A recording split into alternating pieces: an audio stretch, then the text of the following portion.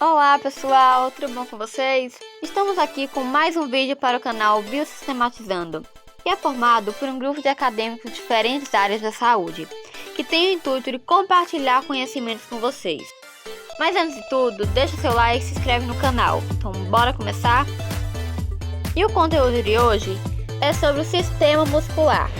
Vamos começar falando sobre os conceitos. Então, galerinha, o sistema muscular está relacionado ao conjunto de músculos do corpo que são formados por fibras musculares, e o estudo do mesmo e seus anexos é denominado de miologia. E essa estrutura muscular corresponde a 60% do peso do corpo, e esse conjunto é composto por 700 músculos e eles possuem diferentes tipos e funções. Continuando, vamos falar sobre as funções. As funções dos músculos são múltiplas e variadas, e tais atuam juntamente com o auxílio das contrações. Dentre as funções podemos destacar a efetivação dos movimentos corporais, estabilização das posições do corpo, armazenamento e movimentação de substâncias dentro do corpo e a geração de calor. E vale destacar que os músculos podem ser apresentados de forma voluntária ou involuntária. E por possuir diferentes tipos de funções, eles atuam também juntamente com os ossos, nervos e articulações. Propriedades. O músculo esquelético possui 4 propriedades, que são elasticidade, irritabilidade, condutibilidade e extensibilidade. E vamos abordar um pouco sobre cada uma delas. A estabilidade é a capacidade que as fibras musculares têm de retomarem o seu tamanho após uma contração e uma extensão. A irritabilidade é quando o músculo é estimulado por meio de um neurotransmissor químico, ou seja, é um músculo excitável, onde as fibras musculares serão estimuladas para o movimento. Já a condutibilidade, além de não só receber estímulos, ele também é capaz de se conduzir impulsos gerados pelo sistema nervoso. A quarta e última propriedade de músculo é a extensibilidade, que é a sua capacidade de ser distendido. As fibras musculares encurtam quando estão contraídas e distendem-se quando estão relaxadas. Passando para os tipos de músculos. Existem 3 tipos de músculos presentes no sistema muscular. São eles músculos lisos, estriados cardíacos e esqueléticos. Os músculos lisos são vísceras, ou seja, profundos. Podemos encontrá-los nas vias aéreas, vasos sanguíneos e em grande parte dos órgãos da cavidade pélvica. Possuem ação involuntária, sendo assim, sua inervação acontece devido aos neurônios no simpático e parasimpático. É importante saber que a musculatura lisa também pode ser influenciada por hormônios. O tratado gastrointestinal, por exemplo, que tem sua atividade articulada por hormônios do próprio trato, como o péptide inibidor gástrico, o GIP, motilina e acetilcolina. Os músculos estriados esqueléticos contraem-se por nossa vontade. Dessa forma, são chamados de voluntários. É denominado de estriado pois tem estriações, que se caracterizam por faixas alternadas claras e escuras, que podem ser vistas em microscópio óptico. O músculo esquelético é demasiadamente vascularizado por nervos motores, os inferentes, do sistema nervoso periférico, que começam na medula espinhal. Esse músculo está assentado em nossos ossos por meio de tendões, cartilagens, ligamentos ou uma junção de todos eles, e por ação de maneira essencial produzir movimentos. Já os músculos estriados cardíacos agem de maneira involuntária e sua frequência é ordenada pelo sistema nervoso, pela parte autônoma. Tem grande semelhança com as fibras dos músculos estriados esqueléticos, porém, sua peculiaridade o faz um tecido muscular próprio. Possui estriações, porém, diferentes do tecido estriado esquelético.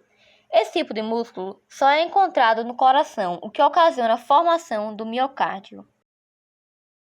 Existem 5 formas de músculos, e vamos conhecer e descrever a classificação dos músculos esqueléticos.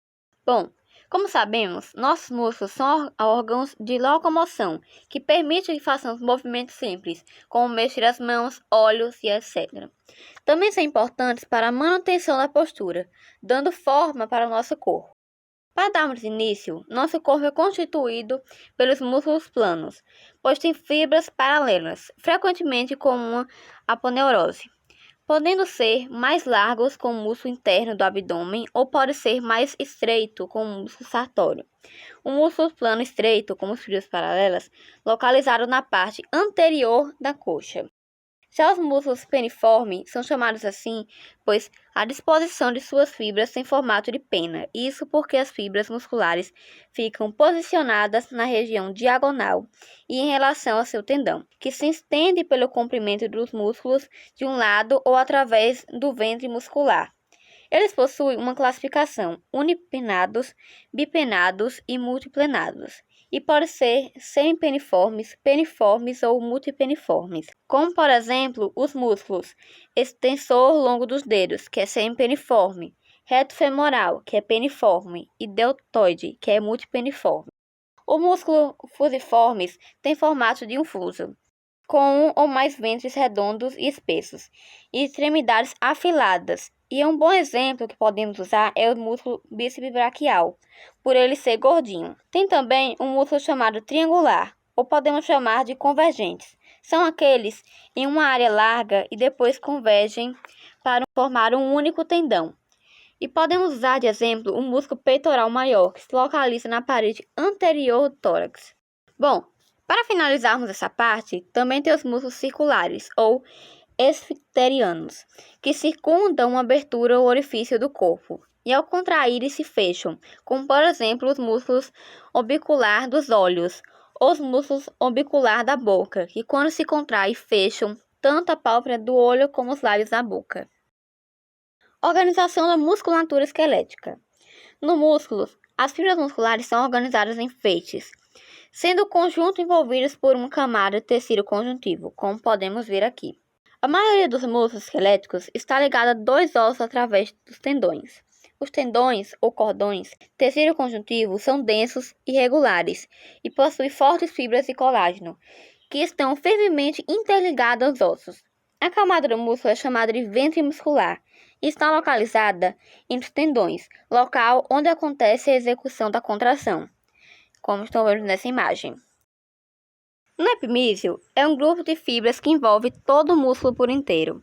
E essa bainha do epimísio, do tecido conjuntivo, do músculo esquelético, em alguns casos, pode se conectar diretamente ao periósteo dos ossos. O perimísio é a membrana de tecido conjuntivo que envolve um feixe de fibras. E o tecido conjuntivo, que recobre fibras musculares individuais, é chamado de endomísio. Um dos componentes dos músculos estriados é a fascia muscular. A fascia é uma lâmina de tecido conjuntivo que envolve os músculos. Serve para protegê-los, ajudar nos movimentos e evitar atrito entre outras estruturas, permitindo com que os músculos deslizem entre si com facilidade. Em alguns locais, a fascia pode ser mais espessa e, a partir dela, prolongamentos chamados septos intermusculares que podem se fixar nos ossos.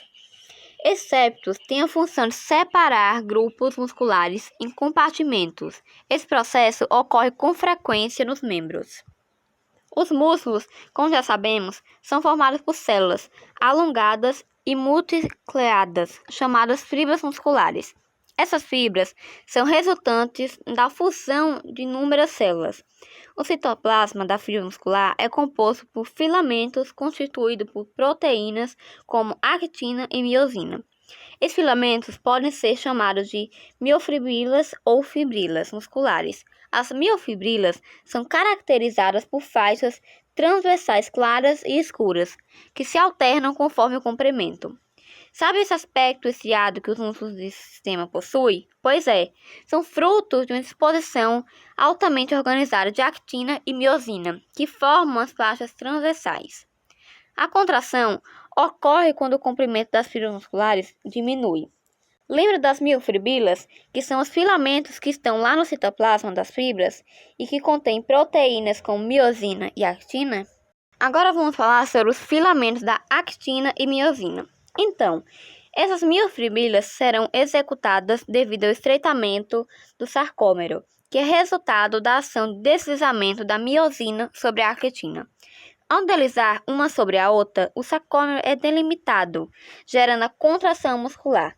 Mas o que leva ao deslizamento da miosina sobre a actina? Antes de tudo, os filamentos de actina e miosina apresentam uma alta afinidade eletrônica, estabelecendo ligações estáveis, o que recebe o nome de ponte cruzada, como podemos ver aqui. Bom, respondendo à pergunta que falei anteriormente, existem duas condições que são necessárias para que ocorra o processo de contração muscular, que é a presença do ATP e de íons de cálcio. Mas o que são eles? A ATP é a principal molécula de energia química constituída por uma ribose e 3 grupos de fosfato. Sua presença funciona como um depósito de energia, sendo usado apenas quando há reação da musculatura. A falta da ATP levaria ao enrijecimento dos músculos, pois a miosina se uniria à actina e não poderia haver mais movimentos dessa estrutura. Lembrando que o sistema musculoesquelético transforma energia química em energia mecânica, movimento. Outro elemento importante para a contração é o cálcio, sem a presença de íons. A distribuição dos filamentos de actina e miosina varia ao longo do sarcômero. As faixas mais extremas e mais claras do sarcômero, chamadas de banda 1, contém filamentos de actina. Dentro da banda 1 existe uma linha que se cora mais intensamente, denominada linha Z, que corresponde a várias uniões entre 2 filamentos de actina. A faixa central, mais escura, é chamada de banda A, cujas extremidades são formadas por filamentos de actina e miosina sobrepostos. Dentro da banda A, existe uma região mediana mais clara, a banda H, que contém apenas miosina. Um sarcômero compreende o segmento entre 2 linhas Z consecutivas e é a unidade contrátil da fibra muscular, pois é a menor porção da fibra muscular com capacidade de contração e distensão. A contração ocorre pelo deslizamento dos filamentos de actina sobre os de miosina. O sarcômero diminui devido à aproximação das 2 linhas Z e a zona H chega a desaparecer. Vamos partir agora para a ação fisiológica da contração muscular.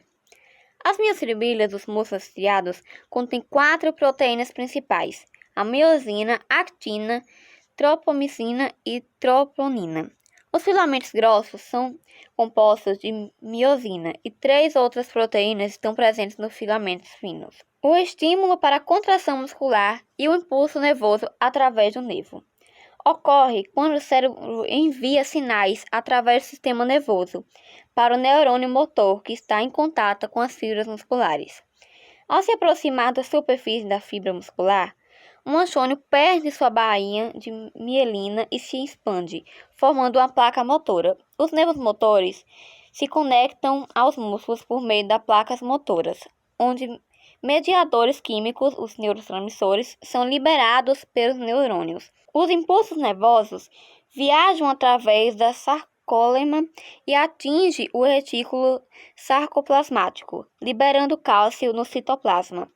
O cálcio atua sobre a troponina, alterando a configuração das 3 unidades de troponina, expondo o sítio de ligação da actina e da miosina, e ocorre a interação entre a cabeça da miosina e a actina, que inicia a contração muscular. Uma vez que a estimulação cessa, o cálcio é imediatamente bombeado de volta para o retículo sarcoplasmático, interrompendo a contração.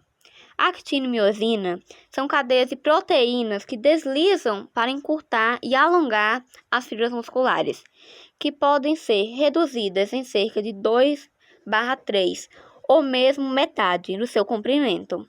O período de recuperação do músculo esquelético é tão curto que o músculo pode responder a um segundo estímulo, enquanto a contração corresponde ao primeiro estímulo contínuo. Lembrando que a contração muscular pode ser de 2 tipos. Contração isométrica, quando o músculo se contrai sem encurtar o seu tamanho. Exemplo, a manutenção de postura envolve a contração isométrica. E a contração isotônica, quando a contração promove o encurtamento do músculo. Exemplo, os movimentos dos membros inferiores. Partimos para a junção neuromuscular da placa motora. É onde uma terminação nervosa se junta ao tecido muscular esquelético. E sendo o primeiro modelo bem-sucedido da sinapse química como neurotransmissor, acetilcolina, que são transferidas de terminação nervosa ou placa motora terminal para o músculo. Mas, para não ficar confuso, vamos definir aqui um pouquinho da junção neuromuscular e da placa motora. Então, pessoal, a junção neuromuscular corresponde à porção terminal do axônio motor e o sarcolema, a membrana da célula muscular. Na junção neuromuscular, o axônio subdivide-se em músculos, botões terminais em contato com as dobras formadas na membrana pós-sináptica. Como podemos observar, o espaço entre as membranas das células é chamado de fenda sináptica. A membrana do axônio, que gera o sinal e libera as vesículas na fenda, é chamada de pré-sináptica, enquanto que a membrana que recebe o estímulo através dos neurotransmissores é chamada de pós-sináptica, que basicamente podemos dizer que é a zona ativa da sinapse alinhada com as dobras da placa motora, onde ocorre a liberação das vesículas. Já a placa motora é a região da membrana plasmática da fibra muscular, onde ocorre o encontro entre o nervo e músculo. Além disso, também temos a liberação da acetilcolina, a chegada do impulso nervoso nos botões sinápticos terminais, como já foi falado, estimula a abertura dos canais dependentes da voltagem. A acetilcolina é uma molécula sintetizada a partir da colina e acetil-CoA, através da ação da colina acetiltransferase. Esses neurônios que sintetizam liberam ACH e são chamados de neurônios colinérgicos. Quando libera a ACH, deve ser removida rapidamente, para que assim possa ocorrer a repolarização, que é chamada de hidrólise, realizada pela enzima de acetilcolinesterase. Relação de comprimento e tensão durante a contração. Em relação à figura apresentada, mostra-se a resposta do tecido muscular à força de contração em que depende do comprimento, alongamento do sarcômero. Nesse sentido, observe as informações contidas na parte vertical em relação à tensão desenvolvida e à parte horizontal do gráfico, o comprimento do sarcômero.